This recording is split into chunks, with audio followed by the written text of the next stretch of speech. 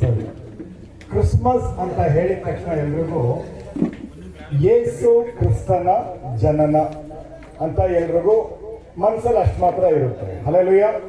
ಆದ್ರೆ ನಾನು ನಿಮ್ಮನ್ನು ಕೇಳಿದ್ರೆ ಯೇಸು ಕ್ರಿಸ್ತನು ಏನಕ್ಕೋಸ್ಕರ ಈ ಧರೆಗೆ ಬಂದ್ರು ಅಂತ ಕೇಳಿದ್ರೆ ಅನೇಕರು ಏನಂತ ಹೇಳ್ತೀರಾ ಗೊತ್ತಾ? ನನಗೆ ಪಾಪ ವಿಮೋಚನೆಗೋಸ್ಕರ ಬಂದ್ರು ಅಂತ ಹೇಳ್ತೀರಾ. ಹಲ್ಲೆಲೂಯಾ. ಅವರ ಪಾಪ ವಿಮೋಚನೆಗೆ ಮಾತ್ರ ಬಂದಿಲ್ಲ, ಇನ್ನೂ ಅನೇಕ ಕಾರ್ಯಗಳಿದೆ. ಹಲ್ಲೆಲೂಯಾ.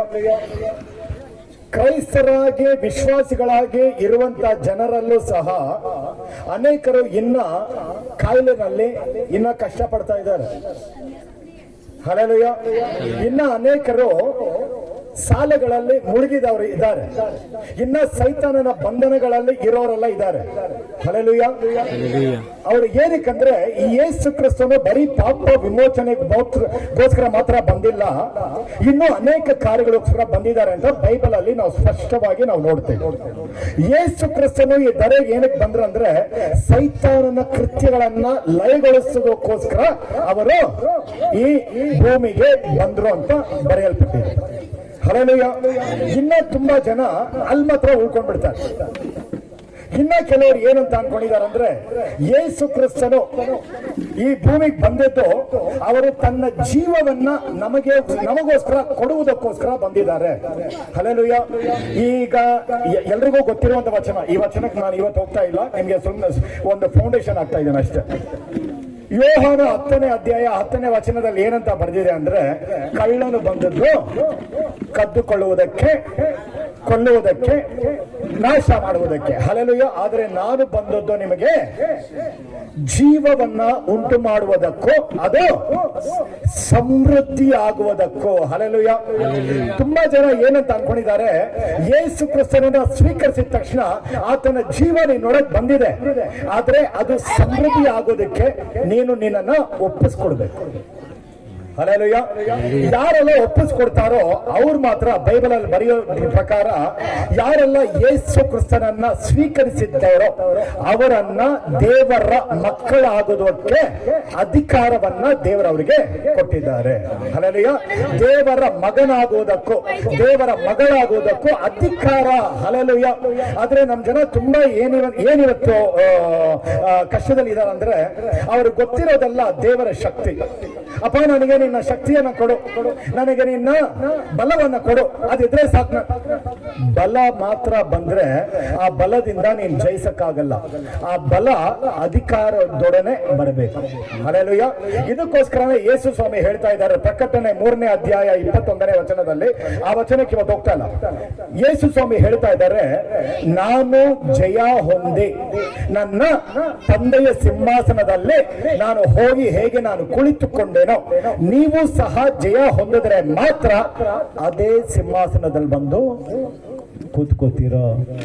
ಹಲ್ಲೆಲೂಯಾ. ಹಲ್ಲೆಲೂಯಾ. ಬರೀ ಪಾಪ ವಿಮೋಚನೆಗೆ ಮಾತ್ರ ಅಲ್ಲ, ಬರೀ ಅವರು ಗಾಡಿ ಕೊಡೋದಕ್ಕೆ, ಬಂಗ್ಲೆ ಕೊಡೋದಕ್ಕೆ, ಮನೆ ಕೊಡೋದಕ್ಕೆ, ನಿನ್ ಮಗಳಿಗೆ ಮದುವೆ ಇದಕ್ಕೋಸ್ಕರ ಮಾತ್ರ ಅಲ್ಲ. ಅವರ ಜೀವವನ್ನ ಕೊಟ್ಟಿದ್ದು ಏನಕ್ಕೋಸ್ಕರ ಅಂದ್ರೆ ನೀನು ನಾನು ಸಹ ಜಯ ಹೊಂದಿ, ಅವರು ಯಾವ ತರ ಜಯ ಹೊಂದಿ ತಂದೆಯ ಸಿಂಹಾಸನದಲ್ಲಿ, ಒಂದೇ ಸಿಂಹಾಸನದಲ್ಲಿ ಯೇಸು ಸ್ವಾಮಿ ಮತ್ತೆ ತಂದೆಯಾದಂತ ದೇವರು ಒಂದೇ ಸಿಂಹಾಸನದಲ್ಲಿ ಹೇಗೆ ಕೂತ್ಕೊಂಡ್ರು, ನಾವು ಸಹ ಜಯ ಹೊಂದಿದ್ರೆ ಅದೇ ಸಿಂಹಾಸನದಲ್ಲಿ ಹೋಗಿ ಕೂತ್ಕೋತೀವಿ. ಕೂತ್ಕೋಬಹುದಲ್ಲ, ಕೂತ್ಕೋಬೇಕು. ಹಲ್ಲೆಲೂಯಾ. ಯಾರೆಲ್ಲ ಇಲ್ಲಿ ಯೇಸು ಅವರು 40 ವರ್ಷದಿಂದ ವಿಶ್ವಾಸಿಗಳಾಗಿರ್ಲಿ, ಇಲ್ಲ 4 ಸೆಕೆಂಡ್ ಅಲ್ಲಿ ಇವಾಗ ವಿಶ್ವಾಸ ಬಂದಿರಲಿ, ಎಲ್ರಿಗೂ ಒಂದೇ ಸಿಂಹಾಸನವನ್ನ ದೇವರು ಕೊಡ್ತಾ ಇದ್ದಾರೆ. ಹಲ್ಲೆಲೂಯಾ. ಆದ್ರೆ ವಚನದಲ್ಲಿ ಬರೆಯಲಾಗಿರೋ ಪ್ರಕಾರ ಯಾರೆಲ್ಲ ಅವರನ್ನ ಸ್ವೀಕರಿಸಿದ್ದಾರೋ ಅವರಿಗೆ ದೇವರ ಮಕ್ಕಳಾಗುವುದಕ್ಕೆ ಅಧಿಕಾರವನ್ನ ಕೊಟ್ಟಿದ್ದಾರೆ. ಹಲ್ಲೆಲೂಯಾ. ಒಂದು ನಿಮ್ಗೆ ಯಾವ ತರ ತಿಳಿಸ್ಬೇಕಂತ ಆ ತರ ನಾನು ತಿಳಿಸಕ್ ನಾನು ಟ್ರೈ ಮಾಡ್ತಾ ಇದ್ದೀನಿ. ನೀವ್ ಇವಾಗ ಬಾತ್ರೂಮ್ಗೆ ಹೋದ್ರೆ ನೀವು ಮುಖ ತೊಳ್ಕೊಬೇಕಂತ ಇದ್ರೆ ಆ ಸೋಪ್ ನ ನೋಡ್ತಾ ಇದ್ರೆ ನಿಮ್ ಮುಖ ಕ್ಲೀನ್ ಆಗ್ಬಿಡುತ್ತಾ? ಏನ್ ಮಾಡ್ಬೇಕು? ಆ ಸೋಪನ್ನ ಕೈಯಲ್ಲಿ ತಗೊಂಡು ಅದನ್ನ ಬಳಸಬೇಕು. ಅದನ್ನ ಬಳಸಿದ್ರೆ ಮಾತ್ರ ಅವರು ಏನಾಗ್ತಾರೆ? ಕ್ಲೀನ್ ಆಗ್ತಾರೆ. ಹಲ್ಲೆಲೂಯಾ.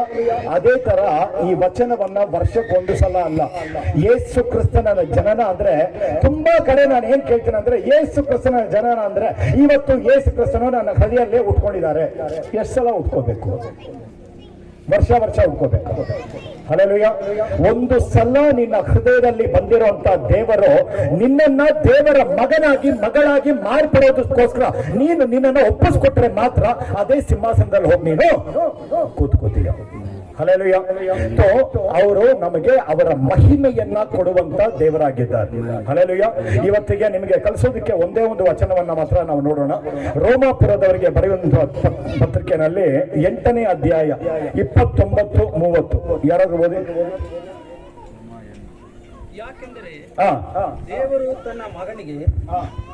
ಯಾಕೆಂದರೆ ದೇವರು ತನ್ನ ಮಗನಿಗೆ ಅನೇಕ ಮಂದಿ ಸಹೋದರರಿದ್ದು ಅವರಲ್ಲಿ ಆತನೇ ಹಿರಿಯನಾಗಿರಬೇಕೆಂದು ಉದ್ದೇಶಿಸಿ ತಾನು ಯಾರನ್ನು ತನ್ನವರೆಂದು ಮೊದಲು ತಿಳುಕೊಂಡನೋ ಅವರನ್ನು ತನ್ನ ಮಗನ ಸಾರೂಪ್ಯವುಳ್ಳವರಾಗುವುದಕ್ಕೆ ಮೊದಲೇ ನೇಮಿಸಿದನು. ಮತ್ತು ಯಾರನ್ನು ಮೊದಲು ನೇಮಿಸಿದನೋ ಅವರನ್ನು ಕರೆದನು. ಯಾರನ್ನು ಕರೆದನೋ ಅವರನ್ನು ನೀತಿವಂತರೆಂದು ನಿರ್ಣಯಿಸಿದನು. ಯಾರನ್ನು ನೀತಿವಂತರೆಂದು ನಿರ್ಣಯಿಸಿದನೋ ಅವರನ್ನು ಮಹಿಮಾ ಪದವಿಗೆ ಸೇರಿಸಿದನು. ಹಲ್ಲೆಲೂಯಾ. ಇವತ್ತು ನಾನು ಹೇಳ್ತಾ ಇರುವಂತ ಬರೀ 5 ಕಾರ್ಯಗಳನ್ನ ನಿಮ್ಮ ಮನಸ್ಸಲ್ಲಿ ನೀವು ಬರೆದಿಟ್ಕೊಂಡ್ರೆ ನೀವು ಜೀವನದಲ್ಲಿ ಎಲ್ಲಿ ಬೇಕಾದ್ರೂ ಇರಲಿ, ಯಾವ ಒಂದು ಸಂದರ್ಭವಾದ್ರೂ ಇರಲಿ, ನೀವು ಅದರಲ್ಲಿ ಜಯವನ್ನ ನೋಡ್ತೀರಾ. ಈ ವಚನದಲ್ಲಿ ಏನ್ ಬರೆದಿದೆ ಅಂದ್ರೆ, ದೇವರು ನಮ್ಮನ್ನ ಮೊದಲೇ ಏನ್ ಮಾಡಿದ್ದಾರೆ? ದೇವರು ನಮ್ಮನ್ನ ಮೊದಲೇ ತಿಳಿದರು. ಯಾರನ್ನ ಮೊದಲೇ ತಿಳಿದರೋ ಅವರನ್ನ ಮೊದಲೇ ನಿರ್ಣಯಿಸಿದರು. ಯಾರನ್ನ ಮೊದಲೇ ನಿರ್ಣಯಿಸಿದಾರೋ ಅವರನ್ನ ಕರೆದರು. ಯಾರನ್ನ ಕರೆದರೋ ಅವರನ್ನ ನೀತಿವಂತರಾಗಿ ಮಾರ್ಪಡಿಸಿದರು. ಯಾರನ್ನ ನೀತಿವಂತರಾಗಿ ಮಾರ್ಪಡಿಸಿದರೋ ಅವರನ್ನಿಗೆ ಮಾತ್ರ ತನ್ನ ಮಹಿಮೆಯನ್ನ ಕೊಡ್ತಾ ಇದ್ದಾರೆ. ಹಲ್ಲೆಲೂಯಾ. ನಾನು ಹೇಳುವಂತ ಈ ರಹಸ್ಯಗಳನ್ನ ನೀವು ಯಾರಾದ್ರೂ ಅರ್ಥ ಮಾಡ್ಕೊಂಡ್ಬಿಟ್ರೆ ನಿಮ್ಮ ಶರೀರದಲ್ಲಿ ಕಾಯಿಲೆನೇ ಇಲ್ಲದೆ ಇರೋ ತರ ನೀವು ಜೀವಿಸಬಹುದು. ಹಲ್ಲೆಲೂಯಾ. ತುಂಬಾ ಜನ ವಿಶ್ವಾಸಿಗಳಲ್ಲೂ ನಾನು ಏನ್ ನೋಡ್ತೀನಿ ಅಂದ್ರೆ, ಅವ್ರು ಏನು ಅನ್ಕೊಂಡಿದ್ದಾರೆ, ಅಯ್ಯೋ ನಮ್ಮ ತಾತನಿಗೆ ಡಯಾಬಿಟಿಸ್ ಇತ್ತು, ಸಕ್ಕರೆ ಕಾಯಿಲೆ ಇತ್ತು, ನಮ್ಮ ತಂದೆಗೂ ಬಂತು, ಮತ್ತೆ ನನಗೂ ಬಂದಿದೆ. ಅಂದ್ರೆ ಯೇಸು ಸ್ವಾಮಿ ಬಂದಿದ್ದು ನಿನ್ನನ್ನ ಅದೇ ಸಿಂಹಾಸನದಲ್ಲಿ ಕೂರಿಸುವುದಕ್ಕೆ. ಒಂದೇ ಸಿಂಹಾಸನ. ಆದ್ರೆ ಆ ಸಿಂಹಾಸನಕ್ಕೆ ಹೋಗ್ಬೇಕಂದ್ರೆ ಈ 5 ಕಾರ್ಯಗಳು ನಿನ್ನ ಜೀವನದಲ್ಲಿ ನಡೀಲೇಬೇಕು. ಹಲ್ಲೆಲೂಯಾ. ಅವರು ಮೊದಲೇ ತಿಳಿಯುವಂತ ದೇವರಾಗಿದ್ದಾರೆ. ಯಾರನ್ನ ಮೊದಲೇ ತಿಳಿದರೋ ಅವರನ್ನ ಮೊದಲೇ ನಿರ್ಣಯಿಸುವಂತ ದೇವರಾಗಿದ್ದಾರೆ. ಯಾರನ್ನ ಮೊದಲೇ ನಿರ್ಣಯಿಸಿದ್ದಾರೋ ಅವರನ್ನ ಒಂದು ಸಂದರ್ಭ ಬರುತ್ತೆ, ದೇವರವ್ರನ್ನ ಕರೀತಾರೆ. ಆ ಕರೆಗೆ ಯಾರೆಲ್ಲ ಕಿವಿ ಕೊಡ್ತಾರೋ ಅವ್ರನ್ನ ದೇವರು ನೀತಿವಂತರಾಗಿ ಧಾರ್ಮಿಕರಾಗಿ ಅವ್ರನ್ನ ಮಾರ್ಪಡಿಸ್ತಾರೆ. ಯಾರನ್ನ ಮಾರ್ಪಡಿಸ್ತಾರೋ ಅವರಿಗೆ ಮಾತ್ರ ಆ ಮಹಿಮೆಯ ಪದವಿ, ಆ ಮಹಿಮೆಯ ಸಿಂಹಾಸನ, ಆ ಸಿಂಹಾಸನದಲ್ಲಿ ಕೂತಿರುವಂತ ದೇವರು ಅಗ್ನಿಯಾಗಿದ್ದಾರೆ. ಹಲ್ಲೆಲೂಯಾ. ಆ ಅಗ್ನಿನಲ್ಲಿ ನಾನೇ ಹೋಗಿ ಕೂತ್ಕೋಬೇಕಂದ್ರೆ ಈ 5 ಕಾರ್ಯಗಳು ನನ್ನ ಜೀವನದಲ್ಲಿ ನಡೆದ್ರೆ ಮಾತ್ರ ಅದೇ ಸಿಂಹಾಸನದಲ್ಲಿ ದೇವರೊಂದಿಗೆ. ವಚನದಲ್ಲಿ ಬರೆಯಲ್ಪಟ್ಟಿದೆ, ಆಕಾಶ ನನ್ನ ಸಿಂಹಾಸನ, ಭೂಮಿ ನನ್ನ ಪಾದಪೀಠ. ಆದ್ರೆ ನಾನು ನಿಮ್ಮನ್ನ ಕೇಳಿದ್ರೆ ಆ ಸಿಂಹಾಸನ ನಾವು ಕೂತ್ಕೊಳ್ಳಕ್ ಆಗುತ್ತಂತ ನಿಮ್ಗೆ ಕೇಳಿದ್ರೆ ನೀವ್ ಇಲ್ಲ ಅಂತ ಹೇಳ್ತಾ ಇದ್ದೆ.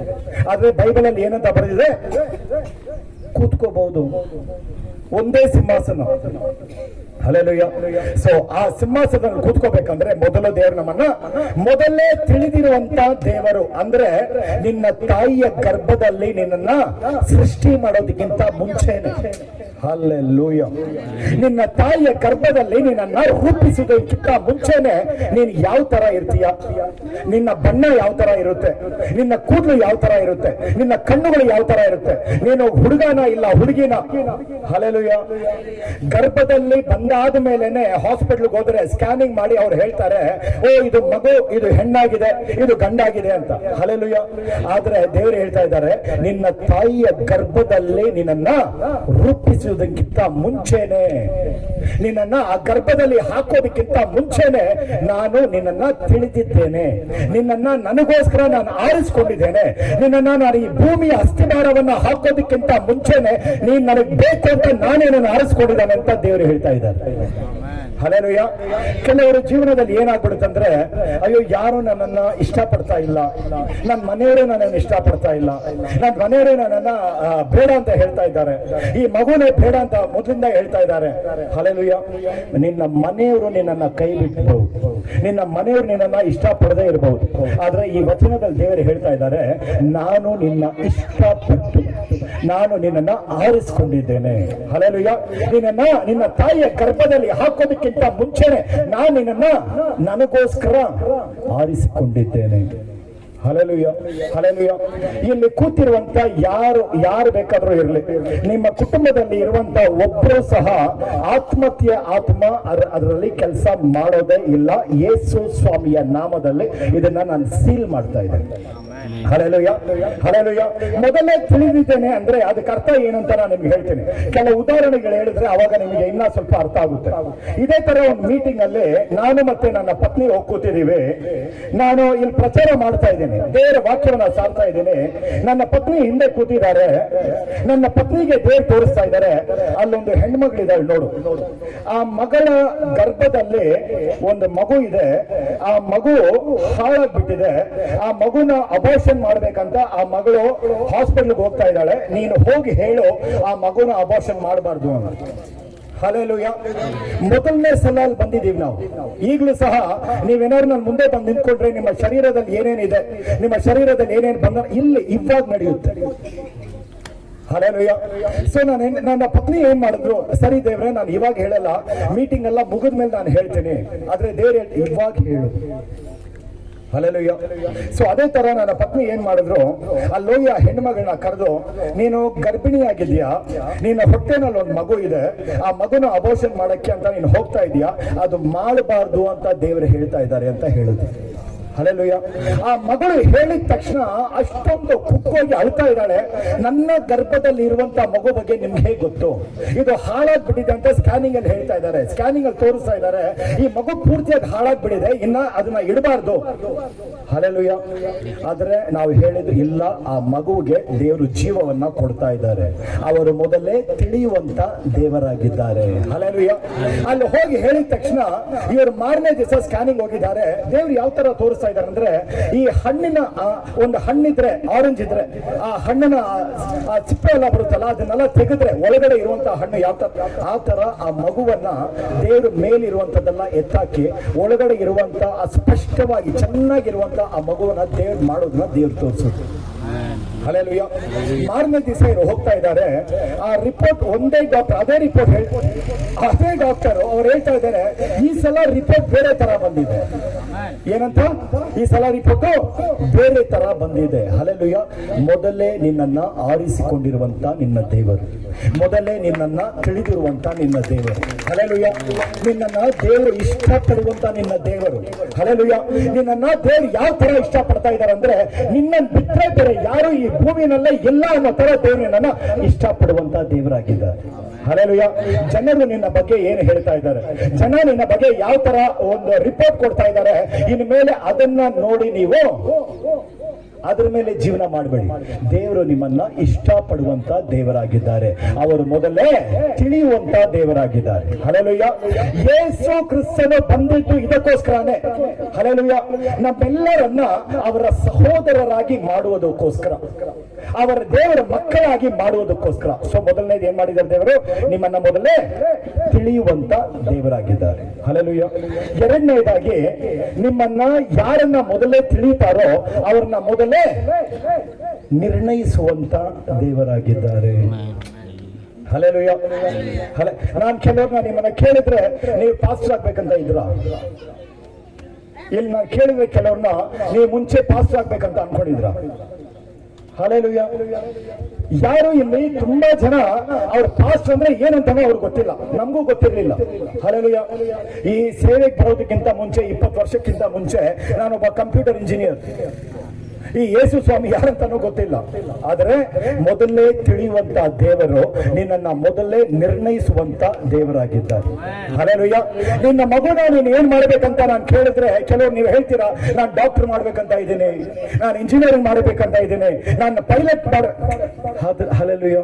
ದೇವರು ನಿನ್ನ ಮಗುವನ್ನ ಮೊದಲೇ ತಿಳಿಯುವಂತ ದೇವರು ಮಾತ್ರ ಅಲ್ಲ, ಆ ಮಗು ಏನಾಗ್ಬೇಕಂತ ಮೊದಲೇ ನಿರ್ಣಯಿಸುವಂತ ದೇವರಾಗಿದ್ದಾರೆ. ಆ ಮಗು ಯಾವ್ಯಾವ ದೇಶಕ್ಕೆ ಹೋಗ್ಬೇಕು, ಆ ಮಗು ಯಾರ್ಯಾರಿಗೋಸ್ಕರ ಆಶೀರ್ವಾದವಾಗಿ ಮಾರ್ಪಡ್ಬೇಕು, ಆ ಮಗುವಿನ ಮೂಲಕ ದೇವರು ಏನೇನ್ ಮಾಡ್ಬೇಕಂತ ಇದ್ದಾರೆ ಅಂತ ಮೊದಲೇ ನಿರ್ಣಯಿಸುವಂತ ದೇವರಾಗಿದ್ದಾರೆ. ಹಲ್ಲೆಲೂಯಾ. ಅರ್ಥ ಆಗ್ತಾ ಇದೆ ನಿಮಗೆ? ನಿಮ್ಮನ್ನ ಮೊದಲೇ ಆರಿಸಿಕೊಂಡಿರುವಂತ ದೇವರು ಮಾತ್ರ ಅಲ್ಲ, ಅವರು ನಿಮ್ಮನ್ನ ಮೊದಲೇ ನಿರ್ಣಯಿಸುವಂತ ದೇವರಾಗಿದ್ದಾರೆ. ನಿಮ್ಮ ಬಾಳಿನ ಸಂಗಾತಿ ಯಾರಾಗ್ಬೇಕು, ನಿಮ್ಮ ಮಕ್ಕಳು ಎಷ್ಟಿರ್ಬೇಕು. ಆದ್ರೆ ತುಂಬಾ ಜನ ಏನ್ ಮಾಡ್ತೀರಾ ಗೊತ್ತಾ? ಹಲ್ಲೆಲೂಯಾ. ನೋಡಕ್ಕೆ ಕಣ್ಣಿಗೆ ಚೆನ್ನಾಗಿ ಕಾಣಿಸಿದ ತಕ್ಷಣ ಏನ್ ಮಾಡ್ತೀರಾ? ಓ, ಇದೇ ದೇವರು ಕೊಟ್ಟಿದ್ದೀರಾ ಅಂತ ಅದನ್ನ ಸ್ವೀಕರಿಸ್ಬಿಡ್ತೀರಾ. ಹಲ್ಲೆಲೂಯಾ. ದೇವರು ನಿನಗೋಸ್ಕರ ಏನನ್ನ ಇಟ್ಟಿದ್ದಾರೋ ಅದಕ್ಕೋಸ್ಕರ ನೀನು ಕಾಯ್ಬೇಕು ಮೊದಲು. ಹಲ್ಲೆಲೂಯಾ.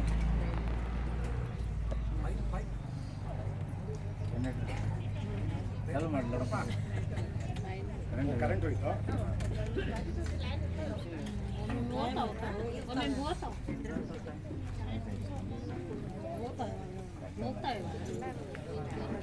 ವಚನ ನಿಮ್ಮ ಜೀವನವನ್ನ ಬದಲಾಯಿಸಬೇಕಾಗುತ್ತೆ.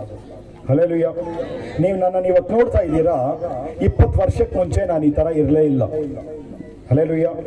ನಾನು ಇಂಜಿನಿಯರಿಂಗ್ ಮಾಡಬೇಕಾದ್ರೆ ನಮ್ಮ ತಾಯಿನ ಈ ಕೈಯಲ್ಲಿ ಹೊಡಿತಾ ಇದ್ದೆ, ಕಾಲಲ್ಲಿ ಒದಿತಾ ಇದ್ದೆ.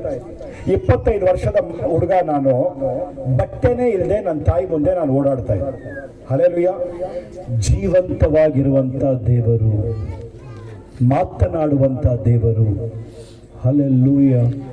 ಯಾವಾಗ ನಾನು ಇದನ್ನ ನೋಡಿದ್ನೋ, ಯಾವಾಗ ಈ ಯೇಸು ಕ್ರಿಸ್ತನನ್ನ ನಾನು ಭೇಟಿ ಆದ್ನೋ, ಒಂದು ಕ್ಷಣದಲ್ಲಿ, ಒಂದೇ ಒಂದು ಕ್ಷಣದಲ್ಲಿ, ಯಾರು ಮನುಷ್ಯ ನನಗೆ ಹೇಳಿಲ್ಲ, ಒಂದು ಕ್ಷಣದಲ್ಲಿ ನನ್ನ ಜೀವನ ಬದಲಾಯಿತು. ಇವತ್ತು ಈ ಹುಚ್ಚುತನದಿಂದ ಏನಕ್ಕೋಸ್ಕರ ಈ ಸೇವೆ ಮಾಡ್ತಾ ಇದ್ದೀನಿ ಅಂದ್ರೆ, ನನ್ನ ರಾಜಾದಿ ರಾಜ, ನನ್ನ ಮಹಾರಾಜ ನನ್ನೊಡನೆ ಇಲ್ಲೇ ಪಕ್ಕದಲ್ಲೇ ನಿಂತಿದ್ದಾರೆ. ಹಲ್ಲೆಲೂಯಾ. ಒಂದು ಸಿಂಹದ ಹಾಗೆ ನನ್ನ ಜೊತೆ ಇಲ್ಲಿ ಬಂದಿದ್ದಾರೆ. ಹಲ್ಲೆಲೂಯಾ. ನಿಮ್ಗೋಸ್ಕರ ಪ್ರಾರ್ಥನೆ ಮಾಡಬೇಕಾದ್ರೆ ಇಲ್ಲಿ ಕೆಲವರಿಗೆ ದೇವ್ರ ಕೆಲವು ಕಾರ್ಯಗಳನ್ನ ಈಗಲೇ ತೋರಿಸ್ತಾ ಇದ್ದಾರೆ. ಇಲ್ಲಿ ಕೂತಿರೋರು ಒಬ್ರು, ನೀವು ಹೊಟ್ಟೆನಲ್ಲಿ ಒಂದು ನೋವಲ್ಲಿ ಇಲ್ಲಿ ಕೂತಿದ್ದೀರ, ದೇವರ ಹೊಟ್ಟೆನ ನನಗೆ ತೋರಿಸ್ತಾ ಇದ್ದಾರೆ. ನಾನು ದಾವೀದನ ಬೇರಾಗಿದ್ದೇನಂತ ಹೇಳುವಂತ ದೇವರು ಅದನ್ನ ಬೇರಿನ ಸಮೇತ ಕಿತ್ತಾಕ್ತಾರೆ. ಹಲ್ಲೆಲೂಯಾ. ಆದರೆ ಮೊದಲೇ ನಿರ್ಣಯಿಸುವಂತ ದೇವರು. ಹಲ್ಲೆಲೂಯಾ. ಅರ್ಥ? ಇಲ್ಲಿ ಕೇಳಿ. ಈ ಸ್ವಸ್ಥತೆ ಬಿಡುಗಡೆ ಎಲ್ಲ ಒಂದೇ ಸೆಕೆಂಡ್ ಅಲ್ಲಿ ಬರುತ್ತೆ, ಒಂದೇ ಒಂದು ಸೆಕೆಂಡ್ ಅಲ್ಲಿ ಬರುತ್ತೆ. ಆದ್ರೆ ಈ ದೇವರ ವಚನ ನಮ್ಮಲ್ಲಿ ಯಾವತ್ತೂ ಇರಲೇಬೇಕು. ಈ ದೇವರ ವಚನ ಇಲ್ಲದೆ ಇದ್ರೆ ಆ ಮಹಿಮೆಯ ಪದವಿನಲ್ಲಿ ಹೋಗಿ ಆ ಸಿಂಹಾಸನದಲ್ಲಿ ಅವ್ರು ಕೂತ್ಕೊಳ್ಳಕ್ ಆಗೋದೇ ಇಲ್ಲ. ಹಲ್ಲೆಲೂಯಾ. ದೇವರು ನಮ್ಮನ್ನ ಮೊದಲೇ ನಿರ್ಣಯಿಸುವಂತ ದೇವರಾಗಿದ್ದಾರೆ. ನಿರ್ಣಯಿಸುವಂತ ದೇವರಂದ್ರೆ ಅದಕ್ಕೆ ಅರ್ಥ ಏನ್ರಿ? ಹಲ್ಲೆಲೂಯಾ. ಬೈಬಲ್ ಅಲ್ಲಿ ಒಂದೇ ಒಂದು ಉದಾಹರಣೆ ನಾನು ಹೇಳ್ತೀನಿ ನಿಮಗೆ. ಬೈಬಲ್ ಅಲ್ಲಿ ಪೇತ್ರ, ಯಾಕೋಬ, ಯೋಹಾನ ಇವರೆಲ್ಲರೂ ಹಲವಾರು ದೋಣಿಗಳಲ್ಲಿ ಒಂದು ನದಿಗೆ ಹೋಗ್ತಾ ಇದ್ದಾರೆ, ಹಲವಾರು ಬಲೆಗಳನ್ನ ತಗೊಂಡು ಹೋಗ್ತಾ ಇದ್ದಾರೆ. ಇಡೀ ರಾತ್ರಿ ಕಷ್ಟಪಟ್ಟು ಪ್ರಯಾಸ ಪಟ್ಟರು ಏನಾಯ್ತಂತೆ, ಒಂದೇ ಒಂದು ಮೀನು ಸಿಕ್ಕಿ. ಅದು ನದಿ ಆಗಿದ್ರೂ ಪರವಾಗಿಲ್ಲ, ಏನೋ ಇಲ್ಲಿಂದ ಬರುವಂತ ಮೇಲಿಂದ ಬರುವಂತ ಮೀನು ಕೆಳಗೆ ಹೋಯ್ತು ಅಂತ ಅನ್ಕೋಬಹುದು. ಅದು ಕೆರೆ ಮೀನು ಎಲ್ರಿ ತಪ್ಪಿಸ್ಕೊಳಕಾಗುತ್ತೆ. ಹಲ್ಲೆಲೂಯಾ. ಆದ್ರೆ ಇಡೀ ರಾತ್ರಿ ಇವ್ರು ಕಷ್ಟಪಟ್ಟರು ಒಂದೇ ಒಂದು ಮೀನು ಸಹ ಸಿಗಲಿಲ್ಲ. ಆಮೇಲೆ ಏನಾಯ್ತಂದ್ರೆ, ಈ ಜೀವಿಸುವಂತ ಯೇಸು ಸ್ವಾಮಿ ಆ ಒಂದು ದೋಣಿನಲ್ಲಿ ಬರ್ತಾರೆ. ಪೇತ್ರನಿಗೆ ಹೇಳ್ತಾ ಇದ್ದಾರೆ, ಇವಾಗ ನೀನ್ ಬಲೆ ಹಾಕು. ಇವಾಗ ಹಲವಾರು ದೋಣಿ ಇಲ್ಲ, ಒಂದೇ ಒಂದು ದೋಣಿ, ಪೇತ್ರ ಮಾತ್ರ ಇದ್ದಾನೆ, ಒಂದೇ ಒಂದು ಬಲೆ. ನಿರ್ಣಯಿಸುವಂತ ದೇವರು, ನಿನ್ನ ಕಷ್ಟಗಳನ್ನ ನೋಡಿರುವಂತ ದೇವರು, ನಿನ್ನ ಕಣ್ಣೀರಂತ ನೋಡಿರುವ, ನಿನ್ನ ಕಣ್ಣೀರು ನೀನೆಷ್ಟು ಕಣ್ಣೀರು ಹಾಕಿದ್ಯೋ ಅದನ್ನೆಲ್ಲ ಹಿಡಿದಿಟ್ಕೊಂಡಿರುವಂತ ದೇವರು. ನೀನೆಷ್ಟೆಲ್ಲ ಪ್ರಯಾಸ ಪಟ್ಟಿದ್ಯಾ, ನೀನೆಷ್ಟೆಲ್ಲ ಅವಮಾನಕ್ಕೊಳಗಾಗಿದ್ಯಾ, ಜನರಿಗೆ ನಿನ್ನ ಮುಖವನ್ನ ತೋರ್ಸಕ್ಕೂ ಆಗದೆ ಇರೋ ತರ ನೀನ್ ಯಾವ ತರ ಜೀವಿಸ್ತಾ ಇದೆಯಾ ಅಂತ ಅದನ್ನೆಲ್ಲವನ್ನ ನೋಡುವಂತ ದೇವರಾಗಿದ್ದಾರೆ. ಹಲ್ಲೆಲೂಯ. ಇಡೀ ರಾತ್ರಿ ಕಷ್ಟಪಟ್ಟ ಎಷ್ಟೋ ಜನ ಇದ್ರು, ಎಷ್ಟೋ ದೋಣಿಗಳಿತ್ತು, ಎಷ್ಟೋ ಬಲೆಗಳಾಗ್ತಾ ಇದ್ದಾರೆ, ಒಂದು ಮೀನು ಸಿಗ್ಲಿಲ್ಲ. ಯೇಸು ಸ್ವಾಮಿ ಹೇಳಿದ ತಕ್ಷಣ ಒಂದು ಬಲೆಯನ್ನ ಹಾಕ್ತಾ ಇದ್ದಾನೆ ಪೇತ್ರ. ಎಷ್ಟು ಬಲೆಗಳಲ್ಲಿ ಎಷ್ಟು ಮೀನು ಬರ್ಬೇಕಾಗಿತ್ತೋ ಅಷ್ಟು ಮೀನು ಒಂದೇ ಬಲೆನಲ್ಲಿ ಬಂತು. Hallelujah, hallelujah. ನೀನು 20 ವರ್ಷದಿಂದ ಏನಕ್ಕೋಸ್ಕರ ಕಷ್ಟ ಪಡ್ತಾ ಇದೆಯೋ, 15 ವರ್ಷದಿಂದ ಯಾರಿಗೂ ಹೇಳ್ಕೊಳಕ್ ಆಗದೆ ಇರುವಂತ ಆ ಒಂದು ಕಷ್ಟ, ಆ ಒಂದು ವೇದನೆ ನಿನ್ನ ಹೃದಯದಲ್ಲಿ ಇರೋದನ್ನ ದೇವರು ಅದನ್ನ ನೋಡುವಂತ ದೇವರಾಗಿದ್ದಾರೆ. ಹಲ್ಲೆಲೂಯ. ನಿನ್ನಗೋಸ್ಕರ ಒಂದು ಜಯದ ಒಂದು ಕ್ಷಣವನ್ನ ದೇವರು ನಿರ್ಣಯಿಸಿ ಇಟ್ಟಿದ್ದಾರೆ. ನಿನಗೋಸ್ಕರ ಆ ಸಂತೋಷದ ದಿನವನ್ನ ದೇವರು ನಿರ್ಣಯಿಸಿ ಇಟ್ಟಿದ್ದಾರೆ. ಆ ದಿನ ಬಂದಾಗ ನೀನೆಲ್ಲಿ ಅವಮಾನ ಪಟ್ಟಿಯೋ, ನಿನ್ನ ತಲೆ ಕೆಳಗಾಯ್ತೋ, ಯಾರಿಗೂ ನಿನ್ನ ಮುಖವನ್ನ ತೋರಿಸ್ಕೊಳ್ಳೋಕ್ಕೂ ನೀನು ಇಷ್ಟಪಡ್ಲಿಲ್ವೋ, ಅದೇ ಜಾಗದಲ್ಲಿ ಅದೇ ನಾಲ್ಗೆ ಮಾತಾಡುತ್ತೆ, ಇವರು ದೇವರಿಂದ ಆಶೀರ್ವಾದವನ್ನ ಹೊಂದಿರುವಂತ ಮಕ್ಕಳು ಅಂತ ಅದೇ ನಾಲ್ಗೆ ಮಾತನಾಡುವಂತ ತರ ದೇವರು ನಿಮ್ಮನ್ನ ಮಾಡ್ತಾರೆ. ಹಲ್ಲೆಲೂಯ. ದೇವರು ಏನ್ ಮಾಡುವಂತ ದೇವರಾಗಿದ್ದಾರೆ, ನಿರ್ಣಯಿಸುವಂತ ದೇವರಾಗಿದ್ದಾರೆ. ಹಲ್ಲೆಲೂಯ. ಮನುಷ್ಯ ಕೆಳಗಿನ ಬಾಗಿಲು ಮಾತ್ರ ಮುಚ್ಚಕ್ಕಾಗುತ್ತೆ. ಯೇಸು ಸ್ವಾಮಿ ಹತ್ರ 4 ಜನ ಒಬ್ಬನ್ನ ಈ ತರ ಹೊತ್ಕೊಂಡ್ ಬರ್ತಾ ಇದ್ದಾರೆ. ಹೊತ್ಕೊಂಡ್ ಬರ್ಬೇಕಂದ್ರೆ ಆ ಬಾಗಿಲ ಹತ್ರ ನೋಡ್ಬೇಕಂದ್ರೆ ಆ ಜಾಗನೇ ಇರ್ಲಿಲ್ಲ, ಒಳಗೆ ಹೋಗೋಕೆ ಆಗ್ಲಿಲ್ಲ. ಕೆಳಗಿನ ಬಾಗಿಲು ಮುಚ್ಚಿತ್ತು, ಆದ್ರೆ ಮೇಲ್ಗಡೆ ಇರುವಂತ ಬಾಗಿಲು ಯಾವ ಮನುಷ್ಯನೂ ಆಗ್ಲಿ ಸೈತಾನನಾಗ್ಲಿ ಅದನ್ನ ಮುಚ್ಚಕ್ಕೆ ಆಗಲ್ಲ. ಹಲ್ಲೆಲೂಯ. ಕೆಳಗಿನ ಬಾಗಿಲು ಮುಚ್ಚಿತ್ತು, ಮೇಲ್ಗಡೆ ಒಂದು ಬಾಗಿಲಿತ್ತು. ಆ ಬಾಗಿಲಲ್ಲಿ ಈ 4 ಜನ ಬರ್ತಾ ಇದ್ದಾರೆ. ಆ ಮನುಷ್ಯನನ್ನ ಕೆಳಗಡೆ ಇಳಿಸ್ತಾ ಇದ್ದಾರೆ. ದೇವರು ನಿರ್ಣಯಿಸಿದಂತ ಸಮಯ ಆ ಮನುಷ್ಯನ ಯೇಸು ಸ್ವಾಮಿನ ಅವನು ಸಂಧಿಸ್ತಾ ಇದ್ದಾನೆ. ಅವನು ಎದ್ದು ಅದೇ ಬಾಗಿಲಿಂದ ಆಚೆ ಬರ್ತಾ ಇದ್ದಾನೆ. Hallelujah, hallelujah. ಯಾವ ಬಾಗಿಲು ನಿಮಗೋಸ್ಕರ ಜನ ಮುಚ್ಚಿದಾರೋ ಒಂದು ಕ್ಷಣ ಬರುತ್ತೆ, ದೇವರು ನಿರ್ಣಯಿಸಿದಂತ ಆ ಕ್ಷಣ ಬಂದಿದ್ದಾಗ ಅವರೇ ನಿಮಗೆ ಜಾಗವನ್ನ ಬಿಟ್ಟು ಆ ಬಾಗಿಲು, ಅದೇ ಬಾಗಿಲಲ್ಲಿ ನೀವು ಪ್ರವೇಶಿಸಿದ್ರ ಅದೇ ಬಾಗಿಲಿಂದ ನೀವು ಆಚೆ ಹೋಗ್ತೀರ. ಹಲ್ಲೆಲೂಯ. ದೇವರು ಮೊದಲೇ ತಿಳಿಯುವಂತ ದೇವರಾಗಿದ್ದಾರೆ. ಯಾರನ್ನ ಮೊದಲೇ ತಿಳಿದರೆ ಅವ್ರನ್ನ ಏನ್ ಮಾಡ್ತಾ ಇದ್ದಾರಂತೆ, ಮೊದಲೇ ನಿರ್ಣಯಿಸುವಂತ ದೇವರು. ಹಲ್ಲೆಲೂಯ. ಇಲ್ಲಿ ಯಾರ್ಯಾರೆಲ್ಲ ಕೂತಿದ್ದಾರೆ ಈ ಸ್ಟೇಜ್ ಮೇಲೆ, ಈ ದಿನ ಈ ಸ್ಟೇಜ್ ಮೇಲೆ ಇವರೆಲ್ಲ ಇರಬೇಕು ಅಂತ ಮೊದಲೇ ನಿರ್ಣಯಿಸುವಂತ ದೇವರಾಗಿದ್ದಾರೆ. ಹಲ್ಲೆಲೂಯ. ಕೆಲವರು ಇಲ್ಲಿ ಅನ್ಕೊಂಡು ಇರಲಿಲ್ಲ, ನನಗೆ ಈ ಊರು ಯಾವ್ದಂತ ಇನ್ನೂ ಹೆಸರು ಬರ್ತಾ ಇಲ್ಲ ಬಾಯಲ್ಲಿ. ಹಲ್ಲೆಲೂಯ. ಆದ್ರೂ ದೇವರು ನಿರ್ಣಯಿಸುವಂತ ದೇವರಾಗಿದ್ದಾರೆ. ಹಲ್ಲೆಲೂಯ. ಇಲ್ಲಿರುವಂತ ಅನೇಕ ಮಕ್ಕಳ ಮೇಲೆ ಒಂದು ಪ್ರತ್ಯೇಕವಾದ ಒಂದು ಗುಪ್ತ ಬಾಣದ ಒಂದು ಅಭಿಷೇಕ ಇಳಿಯುತ್ತೆ. ಹಲ್ಲೆಲೂಯ. ಆ ಅಭಿಷೇಕ ಇಳಿದ ತಕ್ಷಣ ಇವತ್ತಿಂದ ನೀವು ಪ್ರಾರ್ಥನೆ ಮಾಡಬೇಕಾದ್ರೆ ನಿಮ್ಮ ಆತ್ಮಿಕ ಕಣ್ಣುಗಳು ತೆರೆಯಲ್ಪಡುತ್ತೆ. ಹಲ್ಲೆಲೂಯ. ದೇವರ ಸ್ವರವನ್ನ ಕೇಳಬೇಕಂತ ತುಂಬಾ ಜನ ಇಲ್ಲಿ ಅಷ್ಟೊಂದು ಆಸೆಯಿಂದ ನೀವು ಕಾಯ್ತಾ ಇದ್ದೀರಾ, ಇದುವರೆಗೂ ನಡೀಲಿಲ್ಲ. ಆದ್ರೆ ಈಗ ಸಮಯೋಚಿತ ಜ್ಞಾನವುಳ್ಳವರಾಗಿ ನೀವಿದ್ದು ಆ ಸಮಯಕ್ಕೆ ತಕ್ಕ ಹಾಗೆ ನೀವು ಇಲ್ಲಿ ಬಂದು ಕೂತಿದ್ರಿಂದ ದೇವರು ನಿರ್ಣಯಿಸಿದಂತ ಈ ಸಮಯದಲ್ಲಿ ದೇವರ ಬಾಗಿಲನ್ನ ತೆರೆಯಬೇಕಾದ್ರೆ ಈ ಅಭಿಷೇಕವನ್ನ ಯಾರ ಮೇಲೆ ಅದು ಇಳಿಯುತ್ತೋ ಅವರ ಕಿವಿಗಳು, ಅವರ ಕಣ್ಣುಗಳು ತೆರೆಯಲ್ಪಡುತ್ತೆ. Hallelujah, hallelujah. ನಾನು ಇಲ್ಲಿ ಬಂದಿದ್ದು ಇದೆಲ್ಲ ನಾನು ತಯಾರು ಮಾಡ್ಕೊಂಡು ಬಂದಿಲ್ಲ. ಈ ಜೀವ ನದಿ ಇಲ್ಲಿಂದ ನನ್ನೊಳಗಿಂದ ಏನೆಲ್ಲ ಆಚೆ ಬರ್ತಾ ಇದೆಯೋ ಈ ಜೀವ ನದಿಯಿಂದ ದೇವರು ಇಲ್ಲಿರುವಂತ ಪ್ರತ್ಯೇಕ ಇರುವಂತ ಎಲ್ಲ ಜನರಿಗೋಸ್ಕರ ಏನೇನ್ ತಿಳಿಸ್ಕೊಡ್ಬೇಕಂತ ಇದ್ದಾರೋ ಒಬ್ಬೊಬ್ಬರಿಗೋಸ್ಕರ ದೇವರು ಮಾತನಾಡ್ತಾ ಇದ್ದಾರೆ. ಹಲ್ಲೆಲೂಯ. ಅವರು ಮೊದಲೇ ತಿಳಿದಿರುವಂತಹ ದೇವರಾಗಿದ್ದಾರೆ. ಯಾರನ್ನ ಮೊದಲೇ ತಿಳಿದ್ರು ಅವ್ರನ್ನ ಮೊದಲೇ ನಿರ್ಣಯಿಸುವಂತ ಯಾರನ್ನ ಮೊದಲೇ ನಿರ್ಣಯಿಸ್ತಾರೋ ಒಂದು ಕ್ಷಣ ಬರುತ್ತೆ, ಒಂದು ಸಮಯ ಬರುತ್ತೆ, ದೇವರು ಅವ್ರನ್ನ ಏನ್ ಮಾಡ್ತಾರೆ, ಕರೀತಾರೆ. ಹಲ್ಲೆಲೂಯ. ನಾವೆಲ್ಲರೂ ಕರೆಯಲ್ಪಟ್ಟಿದ್ದೀವಿ, ಅದಕ್ಕೋಸ್ಕರನೇ ಇಲ್ಲಿ ಕೂತಿದ್ದೀವಿ. ಹಲ್ಲೆಲೂಯ. ಆದ್ರೆ ಇಲ್ಲಿ ಕೂತಿರೋರು ಎಲ್ಲರೂ ಆ ಸಿಂಹಾಸನಕ್ಕೆ ಬರಬೇಕಾದ್ರೆ ನಾನು ಹೇಳುವಂತ ಇನ್ನ 2 ಕಾರ್ಯಗಳು ನಿಮ್ಮ ಜೀವನದಲ್ಲಿ ನಡಿಬೇಕು. ಹಲ್ಲೆಲೂಯ. ಕರೆಯಲ್ಪಟ್ಟವರು ಅನೇಕರು ಆದ್ರೆ ಹಲ್ಲೆಲೂಯ. ದೇವರು ನಿಮ್ಮನ್ನ ಕರೆದಾಗ ಆ ಕರೆಗೆ ಯಾರೆಲ್ಲ ಒಪ್ಪಿಸ್ಕೊಡ್ತಾರೋ ಅವತ್ತಿಂದ ಆತನ ಜೀವನದಲ್ಲಿ ಒಂದು ಹೊಸ ಚಾಪ್ಟರ್ ದೇವರು ಶುರು ಮಾಡ್ತಾರೆ. ಆ ಕರೆ ಬರೋದಕ್ಕಿಂತ ಮುಂಚೆ ಅವನೊಬ್ಬ ಕುಡುಕನಾಗಿರ್ತಾನೆ. ಆ ಕರೆ ಬರೋದಕ್ಕಿಂತ ಮುಂಚೆ ಇವಳು ಯಾವ ತರ ಬೇಕಾದ್ರೆ ಒಂದು ಸ್ಥಿತಿನಲ್ಲಿ ಇರ್ಬೋದು, ಯಾವ ತರ ಬೇಕಾದ್ರೂ ಒಂದು ಜೀವನದಲ್ಲಿ ಅವ್ರು ಕಾಣಿಸ್ಬೋದು. ಆದ್ರೆ ಆ ಕರೆ ಬಂದಾಗ ಆ ಕರೆಗೆ ಯಾರೆಲ್ಲ ಒಪ್ಪಿಸ್ಕೊಡ್ತಾರೋ ಅವತ್ತಿಂದ ಆ ಕ್ಷಣದಿಂದ ದೇವರು ಅವರ ಜೀವನವನ್ನ ಬದಲಾಯಿಸುವಂತ ದೇವರಾಗಿದ್ದಾರೆ. ಹಲ್ಲೆಲೂಯಾ. ಈ ಕ್ಷಣ ನಿಮಗೋಸ್ಕರ ಬರ್ತಾ ಇರುವಂತ ಈ ವಾಕ್ಯ ಯಾವ ತರ ವಾಕ್ಯ ಆಗಿದೆ ಅಂದ್ರೆ, ನಿಮ್ಮ ಆತ್ಮಿಕ ಕಣ್ಣುಗಳು ತೆರೆಯಲ್ಪಟ್ಟಿದ್ರೆ ನೀವು ಅದನ್ನ ನೋಡಬಹುದು. ನನ್ನ ಬಾಯಿಂದ ಬರ್ತಾ ಇರುವಂತ ಈ ಶಬ್ದ, ಈ ವಾಕ್ಯಗಳು ಬರೀ ವಾಕ್ಯ ಅಲ್ಲ, ಅಗ್ನಿ ಬೀಳ್ತಾ ಇದೆ ಅಂತ ನೀವು ಅದನ್ನ ನೋಡಬಹುದು. Hallelujah, hallelujah.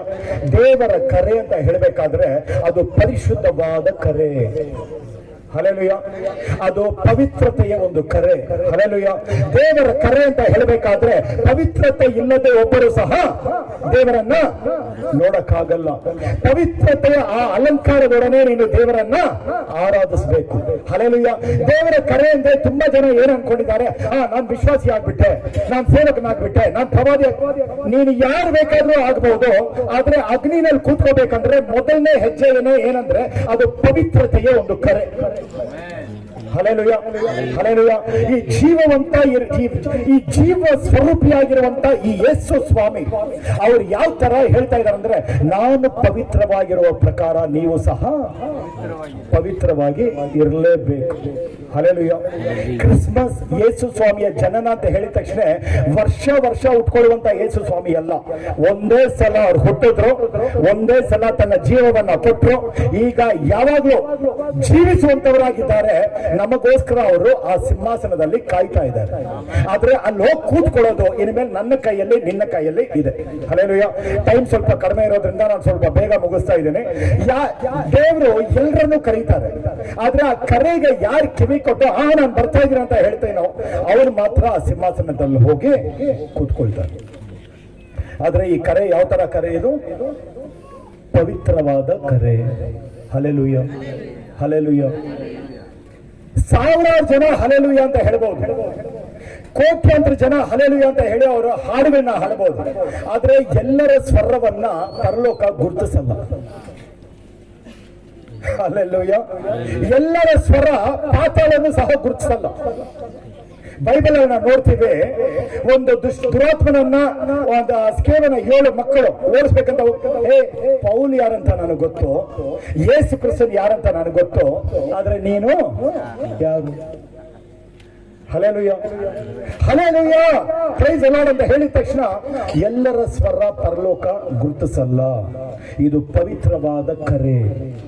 ಈ ಕರೆನಲ್ಲಿ ನಾನು ಇರಬೇಕಂದ್ರೆ ನನ್ನ ಜೀವನ ಆ ಬೆಳಕಾಗಿ, ಅದು ನಿಜವಾದ ಬೆಳಕಾಗಿರುವಂತ ಆ ಯೇಸು ಸ್ವಾಮಿ ನನ್ನಲ್ಲಿ ಇರಬೇಕಾದ್ರೆ ನನ್ನ ಜೀವನದಲ್ಲಿ ಆ ಪವಿತ್ರವಾದ ಬೆಳಕು ಕೆಲಸ ಮಾಡ್ತಾ ಇರಲೇಬೇಕು. ಹಲ್ಲೆಲೂಯಾ. ಹೊರಗಡೆ ಒಂದು ವೇಷ, ಒಳಗಡೆ ಒಂದು ವೇಷ, ಈ ತರ ಇದ್ರೆ ಅವನು ಸುಮ್ಮನೆ ಹೇಳ್ಬಹುದು, ಯೇಸು ಸ್ವಾಮಿ ಕ್ರಿಸ್ಮಸ್ ಅಂತ ಹೇಳ್ಬೋದು, ಕೇಕ್ ತಿಂದ್ಬಿಟ್ಟು ಹೋಗ್ಬೋದು ಅಷ್ಟೇ.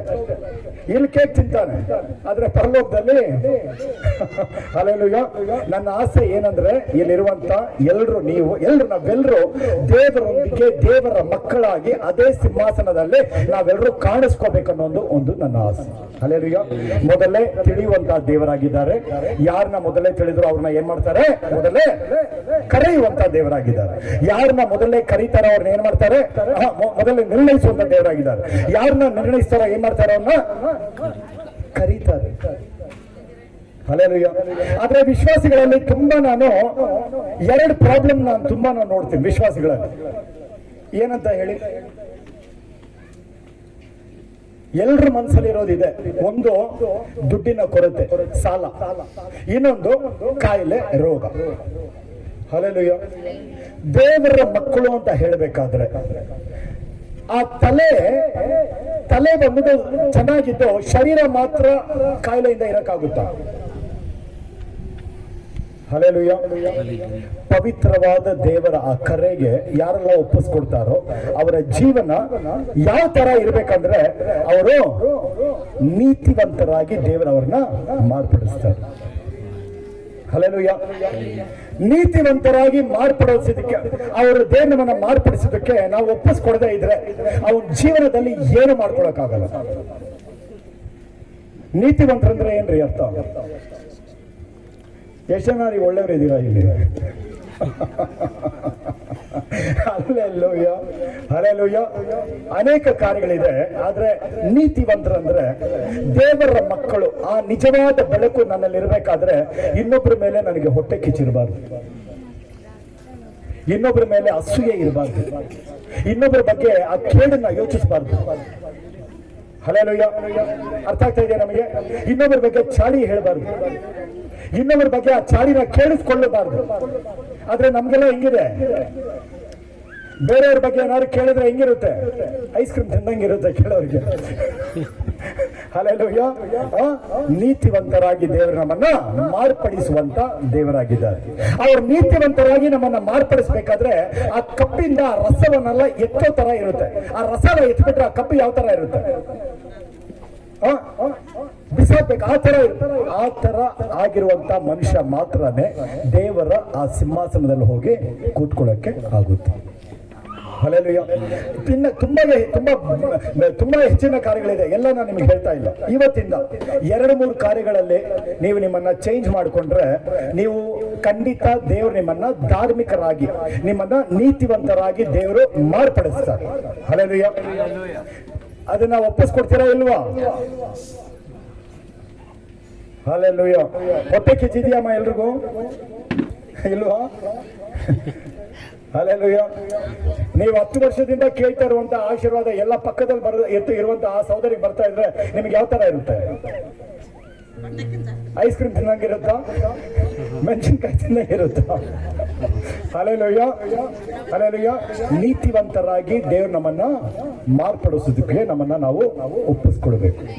ಈ ನಾಲಿಗೆನಲ್ಲಿ ಸುಳ್ಳೇ ಇರಬಾರ್ದು. ಇದೆಯಾ ಇಲ್ವಾ? ಆದ್ರೆ ಇದೆಯಮ್ಮ?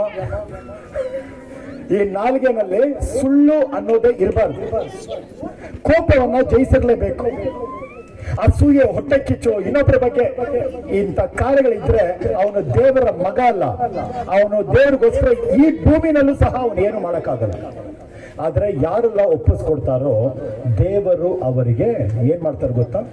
ತನ್ನ ಮಹಿಮೆಯನ್ನ ಕೊಡ್ತಾರಂತೆ. ಹಲ್ಲೆಲೂಯ. ದೇವರು ಕೊಡುವಂತ ಮಹಿಮೆ ಯಾವ ತರ ಇರುತ್ತೆ ಅಂತ ಗೊತ್ತಾ ನಿಮಗೆ?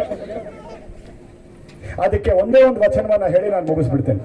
ನ್ಯಾಯಸ್ಥಾಪಕರು 14ನೇ ಅಧ್ಯಾಯ 14ನೇ ವಚನ. ಬೇಗ ಬೇಗ ನೋಡಿ.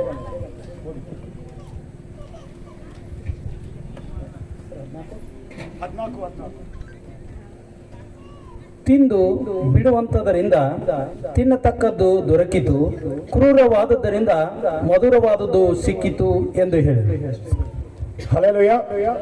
ದೇವರು ಕೊಡುವಂತ ಮಹಿಮೆಯ ಬಗ್ಗೆ ಅದರಲ್ಲಿ ಬರೆದಿದೆ.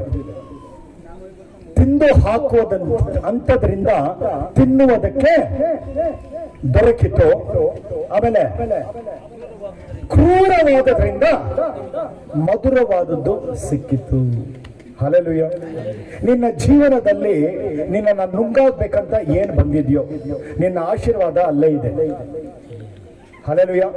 ನಿನ್ನ ಜೀವನದಲ್ಲಿ ನಿನ್ನನ್ನು ಹಾಳು ಮಾಡಬೇಕು, ಇಲ್ಲ ನಿನ್ನನ್ನು ನುಂಗಾಗ್ಬೇಕು, ನಿನ್ನನ್ನು ಅವಮಾನ ಪಡಿಸ್ಬೇಕು. ಇವಾಗ ಯಾರಿಗಾದ್ರೂ ಮಕ್ಕಳೇ ಇಲ್ಲ ಅಂದ್ರೆ ಅವ್ರನ್ನ ಏನಂತ ಕರೀತೀರಾ? ಬಂಜೆ. ಈ ಬಂಜೆ ಎಲ್ಲೋದ್ರೂ ಅವರಿಗೆ ಮೊದಲನೇ ಸೀಟ್ ಬಿಟ್ಕೊಡ್ತೀರಾ? ಎಲ್ಲಾದ್ರೂ ಮದುವೆಗೆ ಹೋದ್ರೆ ಅವ್ರನ್ನ ಬಾಮ ಬಂಜೆ ಬಂಜೆ ಕೂತ್ಕೊಂತ ಮೊದಲನೇ ಸೀಟ್ ಕೊಡ್ತೀರಾ? ಇಲ್ಲ. ಅವ್ರು ಎಲ್ಲಿ ಹೋದ್ರು ನೋಡು ಬಂಜೆ ಬರ್ತಾ ಇದ್ದಾಳೆ, ಬಂಜೆ ಬರ್ತಾ ಇದ್ದಾಳೆ, ಬಂಜೆ ಬರ್ತಾ ಇದ್ದಾಳೆ ಅಂತ ಹೇಳಿ ಹೇಳಿ ಹೇಳಿ ಅದನ್ನ ಕೇಳಿ ಆ ಸಹೋದರಿಯ ಮನಸ್ಸು ಯಾವ ತರ ಇರುತ್ತಂದ್ರೆ ಅಷ್ಟೊಂದು ಒಂದು ದುಃಖ ಇರುತ್ತೆ. ಆದ್ರೆ ಬೈಬಲ್ ಅಲ್ಲಿ ಬರೆದಿದೆ, ಇದೇ ಸಹೋದರಿಗೆ ದೇವರು 7 ಮಕ್ಕಳ ಆಶೀರ್ವಾದವನ್ನ ಕೊಡ್ಬೇಕಾದ್ರೆ, ಹಲ್ಲೆಲೂಯ, ನಿನ್ನನ್ನ ಏನು ತಿಂದಾಕಕ್ಕಂತ ಬಂದಿದ್ಯೋ ನಿನ್ನ ಆಶೀರ್ವಾದ ಅಲ್ಲೇ ಇದೆ. ಹಲ್ಲೆಲೂಯ. ಇಲ್ಲಿ ಏನ್ ನಡೆದಿದೆ ಅಂದ್ರೆ, ಒಂದು ಸಿಂಹ ಆ ಸಂಸೋನ್ನ ನುಂಗಾಕಕ್ಕಂತ ಬಂತು. ಸಂಸೋನಿಗೆ ಗೊತ್ತೇ ಆಗ್ಲಿಲ್ಲ, ಅದನ್ನ ಅವನು ಸಾಯಿಸ್ಬಿಟ್ಟು ಹೋಗ್ಬಿಟ್ಟ. ಬರ್ಬೇಕಾದ್ರೆ ಒಂದು ಜೇನನ್ನ ಅಲ್ಲೇ ನೋಡ್ತಾ ಇದ್ದಾನೆ. ಹಲ್ಲೆಲೂಯ. ನಿಮ್ಗೆ ಅರ್ಥ ಆಗ್ತಾ ಇದೆ ನಾನು ಹೇಳ್ತಾ ಇರೋದು? ಇವತ್ತಿಂದ ಅರ್ಥ ಮಾಡ್ಕೊಳ್ಳಿ. ನಿನ್ನ ಜೀವನದಲ್ಲಿ ಏನು ಕಷ್ಟ ಅಂತ ನೀನು ಇವತ್ತು ನೋಡ್ತಾ ಇದೆಯೋ ನಿನ್ನ ಆಶೀರ್ವಾದ ಅದರಲ್ಲೇ ಅಡಗಿದೆ. ಯಾರು ಬಂಜೆ ತರ ಇದ್ರೋ ಆ ಬಂಜೆಯ ಆ ತಲೆಯ ಯಾವಾಗ ಎತ್ತಲ್ಪಡುತ್ತಂದ್ರೆ ಈ ಬಂಜೆಗೆ ಮಗುವಾದಾಗ ಮಾತ್ರ. ಹಲ್ಲೆಲೂಯ. ನಿನಗೆ ಎಲ್ಲಿ ಅವಮಾನ ಆಯ್ತೋ ದೇವರು ನಿನ್ನ ಬೇರೆ ಕಡೆ ಹೋಗಿ ನಿನಗೆ ಮಹಿಮೆಯನ್ನ ಕೊಡಲ್ಲ. ನಿನಗೆ ಎಲ್ಲಿ ನೀನು ಅವಮಾನ ಪಟ್ಟಿದ್ಯೋ ಅದೇ ಜಾಗದಲ್ಲಿ ನಿನ್ನ ತಲೆಯನ್ನ ಮೇಲಕ್ಕೆ ಎತ್ತುವಂತ ದೇವರಾಗಿದ್ದಾರೆ. ಹಲ್ಲೆಲೂಯ. ನೀನು ಎಲ್ಲ ಅವಮಾನ ಪಟ್ಟಿದ್ಯೋ, ಎಲ್ಲಿ ಜನ ನಿನ್ನ ಬಗ್ಗೆ ಮಾತನಾಡಿದ್ರು, ಎಲ್ಲಿ ಜನ ನಿನ್ನ ಏನು ಒಳ್ಳೇದೇ ಬರಲ್ಲ ಅಂತ ಹೇಳಿದಾರೋ, ಅವನು ದಾವಿದನ ಬೇರಾಗಿದ್ದೇನಂತ ಹೇಳ್ತಾ ಇದ್ದಾರೆ ಯೇಸು ಸ್ವಾಮಿ. ಹಲ್ಲೆಲೂಯ. ನಿನ್ನನ್ನ ಮಹಿಮೆ ಪಡಿಸುವಂತ ನಿನ್ನ ದೇವರು.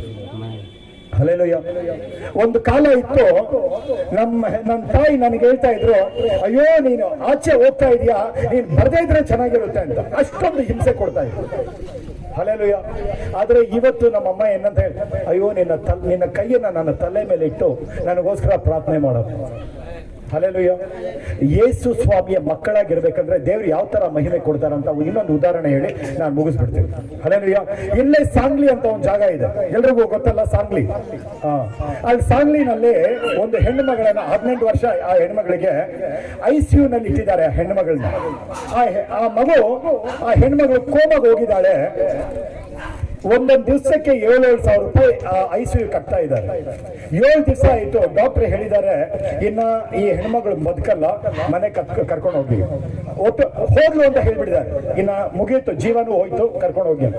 3 ಗಂಟೆಗೆ ಅವ್ರು ಹೇಳಿದ ಆದ್ಮೇಲೆ ಆ ಪಾಸ್ಟರ್ ನನಗೆ ಫೋನ್ ಮಾಡ್ತಾ ಇದ್ದಾರೆ. ನಾನು ಅವಾಗ ಬೆಂಗಳೂರಲ್ಲಿ ಇದ್ದೀನಿ. ಅವ್ರು ಹೇಳ್ತಾ ಇದ್ದಾರೆ, ಈ ತರ ಅವರು ಡಾಕ್ಟರ್ ಹೇಳಿದ್ದಾರೆ, ಏನ್ ಮಾಡ್ಬೇಕಂತ ಗೊತ್ತಿಲ್ಲ. ಅಲ್ಲಿ ನಾವು ಪ್ರಾರ್ಥನೆ ಮಾಡ್ತಾ ಇದೀವಿ, ದೇವ್ರು ತೋರಿಸ್ತಾ ಇದ್ದಾರೆ ಕೆಟ್ಟೋಗಿರುವಂತ ಹಣ್ಣು, ಆ ಹಣ್ಣನ್ನ ದೇವರು ಬದಲಾಯಿಸ್ತಾ ಇದ್ದಾರೆ. ಹಲ್ಲೆಲೂಯ. ಇನ್ನೊಂದು ICU ನಲ್ಲಿ, ICU ಅಂತ ಹಾಸ್ಪಿಟಲ್ ಇರುತ್ತೆ, ಅದರಲ್ಲಿ ಒಂದು ಗ್ರಾಫ್ ತರ ಹಿಂಗ್ ಹೋಗ್ತಾ ಇರುತ್ತೆ. ಯಾರೋ ಸತ್ತೋದ್ರೆ ಅದು ಒಂದೇ ಲೈನ್ ಅಲ್ಲಿ ಹೋಗುತ್ತೆ. ದೇವ್ರು ತೋರಿಸ್ತಾ ಇದ್ದಾರೆ, ಮತ್ತೆ ಅದನ್ನ ದೇವರು ಶುರು ಮಾಡ್ತಾ ಇದ್ದಾರೆ. ಹಲ್ಲೆಲೂಯ. ನಾವಲ್ಲಿ ಪ್ರಾರ್ಥನೆ ಮಾಡಿ ಮುಗಿಸಿದ್ವಿ 5 ನಿಮಿಷ ಆದ್ಮೇಲೆ, ಬರೀ 5 ನಿಮಿಷ ಆಯ್ತು, ಮತ್ತೆ ಅದೇ ಪಾಸ್ಟರ್ ಫೋನ್ ಮಾಡಿ ಹೇಳ್ತಾ ಇದ್ದಾರೆ, ಆ ಡಾಕ್ಟರ್ ಬಂದು ನೋಡಿದ್ರು, ಈ ಮಗಳು ಬದುಕ್ಬಿಟ್ಟಿದ್ದಾಳೆ. ಆ ಡಾಕ್ಟರ್ ಹೇಳ್ತಾ ಇದ್ದಾರೆ, ನೀನ್ ಯಾವ ದೇವ್ರನ್ನ ಆರಾಧಿಸ್ತಾ ಇದೆಯೋ ಆ ದೇವರು ಮಾಡಿರುವಂತ ಕಾರ್ಯ ಇದು ಮನುಷ್ಯರಿಂದ, ಇದು ಒಂದು ಮೆಡಿಸಿನ್ ಇಂದ ಆಗಿರುವಂತ ಕಾರ್ಯ ಅಲ್ಲ. ಹಲ್ಲೆಲೂಯ. ಯೇಸು ಸ್ವಾಮಿ ಬಂದಿದ್ದು ಬರೀ ಪಾಪ ವಿಮೋಚನೆಗೆ ಮಾತ್ರ ಅಲ್ಲ. ಯೇಸು ಸ್ವಾಮಿ ಬಂದಿದ್ದು ಬರೀ ಶತ್ರುವನ್ನ, ಕೃತ್ಯಗಳನ್ನ ಲಯಗೊಳಿಸೋದಕ್ಕೆ ಮಾತ್ರ ಅಲ್ಲ. ಯೇಸು ಸ್ವಾಮಿ ಬಂದಿದ್ದು ಬರೀ ನಿನ್ನನ್ನ ದೇವರ ಮಗುವಾಗಿ, ದೇವರ ಮಗನಾಗಿ, ಮಗಳಾಗಿ ಮಾರ್ಪಡಿಸೋದಕ್ಕೆ ಮಾತ್ರ ಅಲ್ಲ. ಆತನು ಬಂದಿದ್ದು ಆತನ ಜೀವವನ್ನ ನಿನಗೋಸ್ಕರ ಕೊಡೋದಕ್ಕೋಸ್ಕರ. ದೇವರ ಜೀವ ಇವಾಗ ನನ್ನಲ್ಲಿದೆ. ಇದನ್ನ ಯಾರಾದ್ರೂ ಅರ್ಥ ಮಾಡ್ಕೊಂಡ್ಬಿಟ್ರೆ, ಕಾಯಿಲೆ ಗೊತ್ತು ಅದು ಇರಕ್ಕಾಗಲ್ಲ ಅಂತ, ಆದ್ರೆ ನಮ್ ಜನ ಗೊತ್ತಿಲ್ಲ. ಹಲ್ಲೆಲೂಯ. ಇದಕ್ಕೋಸ್ಕರನೇ ಬೈಬಲ್ ಅಲ್ಲಿ ಏನ್ ಬರ್ದಿದೆ, ನನ್ನ ಜನ ಏನಕ್ಕೋಸ್ಕರ ನಾಶ ಆಗೋಗ್ತಾ ಇದಾರೆ ಅಂದ್ರೆ ಅವರಿಗೆ ಜ್ಞಾನ ಇಲ್ಲ. ಹಲ್ಲೆಲೂಯ. ಇವತ್ತಿಂದ ಎಲ್ಲರೂ ಇದನ್ನ ಜ್ಞಾಪಕ ಇಟ್ಕೊಳ್ಳಿ, ಎಲ್ಲರೂ ಇದನ್ನ ಜ್ಞಾಪಕ ಇಟ್ಕೊಂಡು ಹೇಳಿ, ದೇವರು ನನ್ನನ್ನ ಮೊದಲೇ ತಿಳಿದಿರುವಂತ ದೇವರಾಗಿದ್ದಾರೆ. ನನ್ನ ತಿಳಿಯೋದು ಮಾತ್ರ ಅಲ್ಲ, ದೇವರು ಮೊದಲೇ ನನ್ನನ್ನ ನಿರ್ಣಯಿಸ್ಬಿಟ್ಟಿದ್ದಾರೆ. ನಾನು ಯಾವ್ಯಾವ ಜಾಗಕ್ಕೆ ಹೋಗ್ಬೇಕು, ನನ್ನ ಕೊನೆ ದಿನದವರೆಗೂ. ನಾನು ನಿಮ್ಮ ಹತ್ರ ಇಲ್ಲಿ ನಿಮ್ಮ ಮುಂದೆ ನಿಂತಿದ್ದೀನಲ್ಲ, ನಾನು ಇವಾಗ ಹೇಳ್ತಾ ಇದ್ದೀನಿ, ನಾನು ಆಕ್ಸಿಡೆಂಟ್ ಅಲ್ಲಿ, ಕಾಯಿಲೆ, ರೋಗದಲ್ಲ ನಾನು ಸಾಯಲ್ಲ. ಹಲ್ಲೆಲೂಯ. ಯಾವ ತರ ನಾನು ಹೋಗ್ತೀನಿ ಅಂತಾನೋ ನನ್ಗೆ ಗೊತ್ತು. ಯಾವ ತರ ಯೇಸು ಸ್ವಾಮಿ ನಾನು ಕರ್ಕೊಂಡು ಹೋಗ್ತಾರೆ, ಯಾವ ಒಂದು ಕೆಲವು ಕಾರ್ಯಗಳೆಲ್ಲ ಆದ್ಮೇಲೆನೆ ಅದು ನಡೆಯುತ್ತೆ. ಮೃತ್ಯುನು ಸಹ ಬಂದು ಮುಟ್ಟಕ್ಕಾಗಲ್ಲ. ಹಲ್ಲೆಲೂಯ. ಮೊದಲೇ ತಿಳಿಯುವಂತ ದೇವರಾಗಿದ್ದಾರೆ. ಯಾರನ್ನ ತಿಳಿತಾರ ಅವ್ರನ್ನ ಮೊದಲೇ ನಿರ್ಣಯಿಸುವಂತ ದೇವರಾಗಿದ್ದಾರೆ. ಯಾರನ್ನ ನಿರ್ಣಯಿಸ್ತಾರೋ ಅವ್ರನ್ನ ಒಂದ್ ದಿವಸ ಬರುತ್ತೆ, ದೇವರವ್ರನ್ನ ಕರೀತಾರೆ. ನಿಮ್ಮನ್ನೆಲ್ಲರೂ ದೇವರು ಕರೆದಿರೋದ್ರಿಂದ ಎಲ್ಲರೂ ಇಲ್ಲಿ ಬಂದು ಇವತ್ತು ಕೂತಿದ್ದೀರೋ. ಆದ್ರೆ ಯಾರೆಲ್ಲ ದೇವರು ಕರೀತಾರೋ ಅವ್ರನ್ನ ಹಾಗೆ ಆ ಸಿಂಹಾಸನ ಕೂರ್ಸಲ್ಲ, ಅವ್ರನ್ನ ಏನ್ ಮಾಡ್ತಾರೆ, ನೀತಿವಂತರಾಗಿ ಅವ್ರನ್ನ ಮಾರ್ಪಡಿಸ್ತಾರೆ. ಯಾರೆಲ್ಲ ನೀತಿವಂತರಾಗಿ ಮಾರ್ಪಟ್ಟಿದ್ದಾರೋ ಅವ್ರು ಮಾತ್ರ ಅದೇ ಸಿಂಹಾಸನದಲ್ಲಿ ದೇವರ ಮಹಿಮೆಯೊಂದಿಗೆ, ದೇವರೊಂದಿಗೆ ಮಹಿಮೆಯಲ್ಲಿ ಅವರು ಪಾಲ್ಗೊಳ್ತಾರೆ. ದೇವರು ನಿಮ್ಮನ್ನ ಆಶೀರ್ವದಿಸಲಿ.